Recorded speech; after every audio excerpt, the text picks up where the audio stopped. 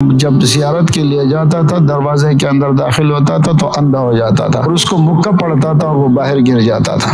تو عام طور پر یہ بھی یاد رکھے جب وہ اندھا ہو جاتے اسے کوئی نظر نہیں آتا، یہ بھی عام طور پر شیاطین کا عمل ہوتا ہے، وہ یہ نہیں چاہتے۔ ایک پہچان تو یہ ہے کہ ڈاکٹر کی رپورٹ کلیئر ہے اور تکلیف ہے تو سمجھ جائے کہ یہ شیطانی معاملات ہیں، یا ڈاکٹر کی رپورٹ کلیئر نہیں ہے لیکن دوا اثر نہیں کر رہی، اس میں بھی ان چیزوں فشد البلبل ألف تحية وبدا البدر الليل نحمده ونصلي على رسوله الكريم اما بعد فاعوذ باللہ من الشیطان الرجیم بسم اللہ الرحمن الرحیم۔ ایسی کئی ویڈیوز میری نظروں سے گزری کہ کوئی شخص عمرے کی ادائیگی کے لیے گیا ہے اور عام طور پر یہ معاملہ خواتین کے ساتھ ہوتا ہے، مردوں کے ساتھ بھی لیکن زیادہ تر خواتین کے ساتھ، اور وہ جب مسجد حرام کے پاس پہنچتی ہے تو طبیعت خراب ہو جاتی ہے اور اس حد تک خراب ہو جاتی ہے کہ وہ اندر جا نہیں سکتی اور خانہ کعبہ پر کو دیکھے بغیر وہ واپس آ جاتی ہے۔ جب بھی اسے وہاں لے کر جاتے ہیں تو مسجد حرام کی دیواروں پر نظر پڑتے ہی طبیعت خراب ہو جاتی ہے، یا یہ ہے کہ جب وہ اندر جاتے ہیں تو خانہ کعبہ پر نظر پڑتے ہی اس کی طبیعت خراب ہو جاتی ہے، گھٹن شروع ہو جاتی ہے، کہتے مجھے باہر نکالو، مجھے یہاں نہیں رہنا، اور چیخ و پکار شروع کر دیتی ہے۔ یا اسی طرح مدینہ طیبہ میں جب روضہ رسول پر زیارت کے لیے جاتی ہے تو وہاں طبیعت خراب ہو جاتی ہے۔ اب ایسی ویڈیوز دیکھ کر لوگ تبصرے شروع کر دیتے ہیں، نعوذ باللہ، استغفر اللہ، فلاں فلاں، پتہ نہیں اس نے کون سا گناہ کیا ہوا ہوگا کہ جس کی وجہ سے اللہ تعالیٰ ان کو اپنا گھر نہیں دکھا رہے، وہ طواف نہیں کر سکتی اور اسے گھٹن شروع ہو جاتی ہے۔ تو چونکہ اس طرح کے کچھ واقعات میرے ساتھ بھی ہوئے ہیں، اس لیے میں نے ضروری سمجھا کہ میں تمام مسلمانوں کو اس بات سے آگاہ کر دوں کہ عام طور پر ہوتا کیا ہے۔ جن خواتین کے ساتھ جنات کے مسائل ہوتے ہیں اور جنات ان پر حاضر نہیں ہوتے، دیکھیے ایسی خواتین کی پہچان یہ ہے کہ ان کے جسم میں درد رہتے ہیں، سر بھاری رہتا ہے، گھٹن گھبراہٹ ہوتی ہے، شولڈر بھاری رہتے ہیں، خاص کر کمر میں درد ہوتا ہے، چڑچڑاپن ہوتا ہے، وغیرہ وغیرہ۔ جب ڈاکٹر کو دکھاتے ہیں تو ڈاکٹر کی رپورٹ کلیئر آتی ہے۔ ایک پہچان تو یہ ہے کہ ڈاکٹر کی رپورٹ کلیئر ہے اور تکلیف ہے تو سمجھ جائے کہ یہ شیطانی معاملات ہیں، یا ڈاکٹر کی رپورٹ کلیئر نہیں ہے لیکن دوا اثر نہیں کر رہی، اس میں بھی ان چیزوں کا دخل ہوتا ہے۔ تیسری چیز یہ ہے کہ مریض اپنی کیفیت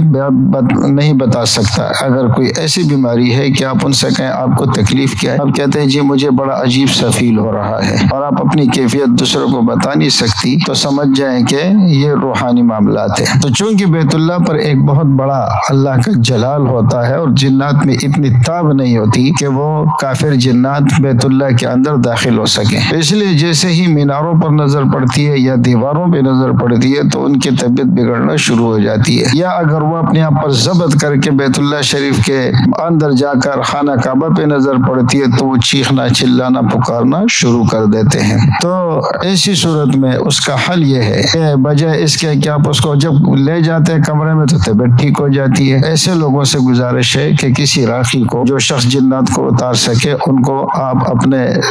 مریض وہاں دکھا دیں۔ اور یہ ہے کہ پاکستان میں اگر کوئی ایسا ہے جو آپ کا جاننے والا ہے تو آپ اس کو فون کریں۔ الحمدللہ ایک خاتون جو مسجد نبوی میں گئی اور بے ہوش ہو گئی، پھر اس کو باہر نکالا گیا، جب وہ ہوش میں آئی تو فون پر الحمدللہ اس کی جنات نکالے، دوبارہ ہو گئی تو ٹھیک ٹھاک تھی۔ تو ان معاملات میں اور یہ ہے کہ اگر آپ کو کوئی نہیں مل رہا تو آپ اس کو اپنے کمرے میں لے جائیں اور وہاں 3 مرتبہ سورہ مزمل اس کے کانوں میں پڑھ کر پھونکے، یا 3 مرتبہ فحسبتم انما خلقناکم عبثا وانکم الینا لا ترجعون، آخر تک یہ آیتیں 3 مرتبہ ایک کان میں، 3 مرتبہ دوسرے کان میں یہ پڑھ کر پھونکے۔ آپ کا مریض شور مچائے گا لیکن آپ نے اس طریقے سے اس کا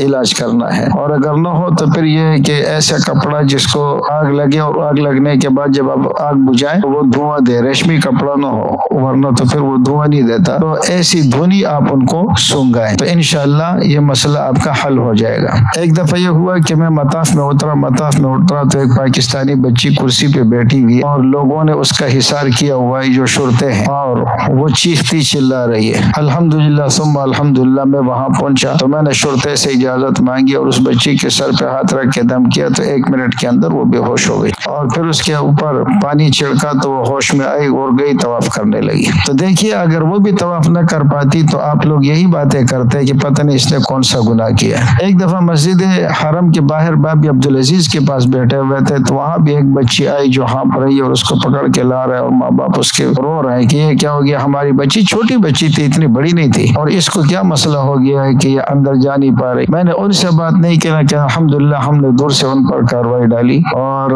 ان کو بتایا نہیں، اور وہ بچی بھی گئی اور طواف کر کے آ گئی، اسے کچھ بھی نہیں ہو رہا تھا۔ تو میرے تمام احباب سے گزارش ہے اس قسم کی باتوں کا مذاق نہ اڑائے۔ ہاں کبھی حقیقت میں بھی ایسا ہوتا ہے، اللہ اس کو اپنے گھر میں داخل نہیں ہونے دیتے۔ جیسے ہمارے ماموں نے ہمیں ایک قصہ سنا ہے کہ یہاں ایک آدمی تھا، وہ جب زیارت کے لیے جاتا تھا دروازے کے اندر داخل ہوتا تھا تو اندھا ہو جاتا تھا اور اس کو مکہ پڑتا تھا اور وہ باہر گر جاتا تھا۔ تو عام طور پر یہ بھی یاد رکھے جب وہ اندھا ہو جاتے اسے کوئی نظر نہیں آتا، یہ بھی عام طور پر شیاطین کا عمل ہوتا ہے۔ وہ یہ نہیں چاہتے کہ وہ بیت اللہ کے اندر جائے اور وہ بیت اللہ کے رعب کو برداشت نہیں کر سکتے، لیکن کبھی حقیقت میں گناہ کا بھی نتیجہ ہوتا ہے۔ کہتے ہیں شرطوں نے اسے پکڑ لیا اور جب معلومات کی تو انہوں نے مدینہ طیبہ میں رہ کر ایک قتل کیا تھا، اور اس کی لاش جو ہے وہ بوری میں بند کی تھی یا کسی بریف کیس میں ڈالی ہوئی تھی۔ تو ظاہر ہے کہ تو اللہ کا عذاب تھا، اللہ اسے دینا اندر لے جانا نہیں چاہتا تھا، لیکن اکثر جو خواتین کے ساتھ یہ معاملات آتے ہیں یہ روحانی معاملات ہیں۔ یہ بات آپ یاد رکھیں، بعض لوگ اس پر یہ کہتے ہیں کہ جو اللہ کرتا ہے جادوگر کچھ نہیں بگاڑ سکتا، یعنی ایک طرف اللہ کچھ کرنا چاہتا ہے، جادوگر کچھ کرنا چاہتا ہے، تو جادوگر کسی کا کچھ نہیں بگاڑ سکتا۔ تو میرے بھائیو یاد رکھیں اللہ تعالیٰ نے فرمایا وما هم بضارین بہ من احد الا باذن اللہ، سورہ بقرہ میں، کہ کوئی جادوگر کسی کو نقصان نہیں دے سکتا مگر اللہ کے حکم سے۔ جادو ایک سبب ہے اور یہ اللہ کے حکم سے ہوتا ہے، تو اور پھر اس کے علاج کا جو